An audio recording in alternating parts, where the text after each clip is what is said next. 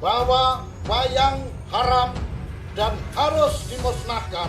Atas potongan pertanyaan yang diajukan oleh salah satu jemaah beberapa tahun lalu di Masjid Blok M di Jakarta tentang masalah wayang, dan tidak ada kata-kata saya di situ mengharamkan. Maka kami para budayawan, seniman dan pemerhati budaya Jawa Timur menyatakan sikap. Oleh sebab itu, kami mengharap pemerintah bersikap tegas terhadap oknum tersebut. Semangat! Semangat! Setuju! Setuju!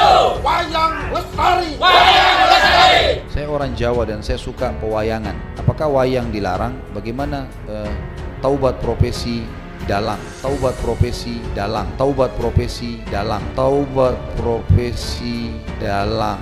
Jadi kalau ada orang yang memang taubat, misalnya di sini dia seorang dalang. Kalau dia sudah tahu belum, dia tidak mau lagi melakukan itu.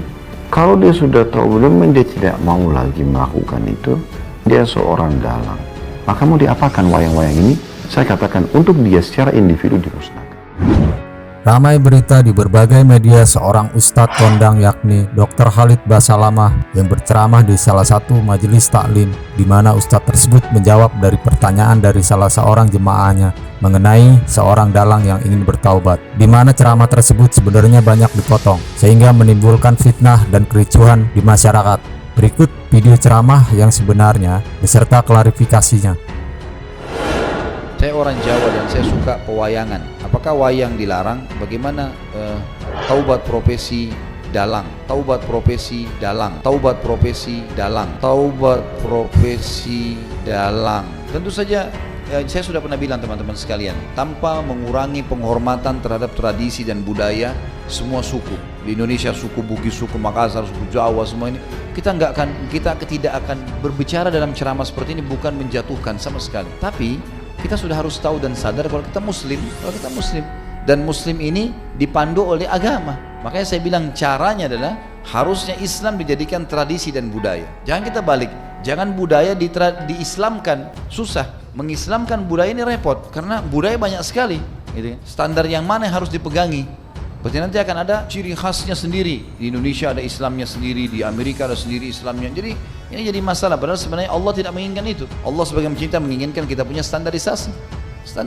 Jadi Allah alam yang saya tahu lebih baik yang seperti ini. Kalau memang itu peninggalan nenek moyang kita, mungkin kita bisa kenang dulu. Oh ini tradisinya orang dulu seperti ini. Tapi kan bukan berarti harus itu dilakukan sementara dalam Islam dilarang. Kita sudah muslim, harusnya kita tinggalkan. Kalau masalah taubat, ya taubat nasuha kepada Allah SWT dengan 3 syarat yang sudah kita tahu. Meninggalkan dosa itu seketika, menyesal dan janji sama Allah tidak mengulanginya. Dan kalau dia punya, maka lebih baik dimusnahkan ya. Dan berarti kata ini lebih baik dihilangkan. Saya merasa mungkin memang perlu kita pertemukan juga hal-hal seperti ini dengan ilmu pengetahuan lah sekarang. Artinya bukan kita mau menghapus 100% masalah kebiasaan dan tradisi, tapi kalau tidak cocok dengan agama, wajar kalau kita tinggalkan. Atau mungkin ada teknologi canggih yang lebih baik. Seperti orang sekarang sudah biasa tampil di panggung, bercerita, gitu kan. Maka dengan wayang-wayang ini sebenarnya sudah bisa tergantikan dengan manusia yang sudah jelas-jelas nyata gitu. Saya yakin juga kalau generasi sekarang ini lebih cenderung untuk meninggalkan itu kan, sudah merasa ini sudah zaman dulu gitu. Ini mungkin bisa kita tangkap secara rasional untuk meninggalkannya dengan cara gitu juga. Jadi memahami poin tadi.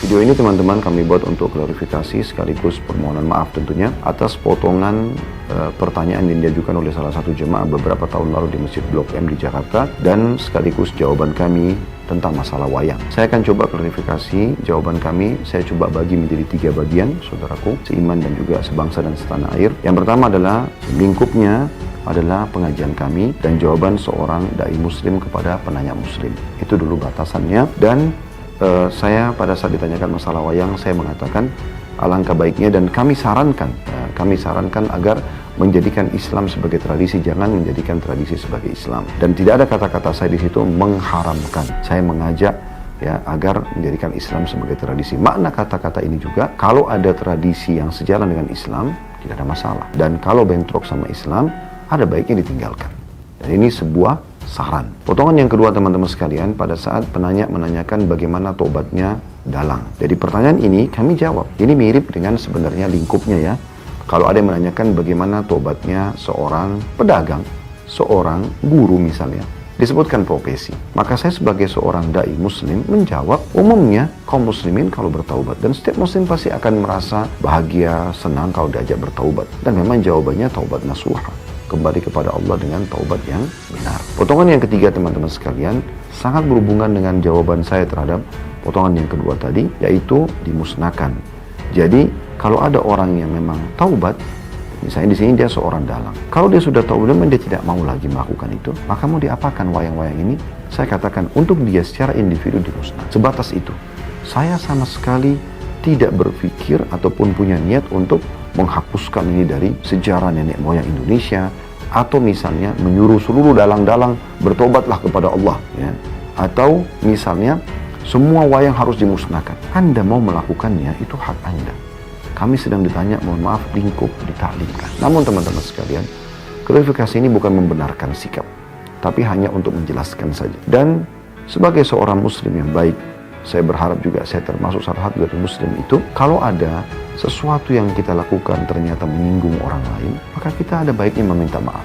Dan saya pada kesempatan ini, ya, Khalid Basalamah mengucapkan permohonan maaf yang sebesar-besarnya dari hati nurani kami kepada seluruh pihak tidak terkecuali yang merasa terganggu atau tersinggung dengan jawaban kami tersebut. Semoga klarifikasi berikut juga permohonan maaf ini bisa dimaklumi, dan semoga Allah Subhanahu wa Ta'ala selalu menyatukan kita di atas kesatuan dan persatuan di negara Republik Indonesia, insya Allah. Dan saya yakin kita semua sangat mencintai negara kita, dan kita diperintahkan apalagi sebagai seorang muslim untuk mencintai negara kita, mencintai persatuan dan kesatuan. Dan itu juga yang menyebabkan pejuang-pejuang mayoritasnya yang memerdekakan Indonesia adalah dari kaum muslimin. Subhanakallahumma bihamdika asyhadu an la ilaha illa anta astaghfiruka wa atubu ilaik. Wassalamualaikum warahmatullahi wabarakatuh.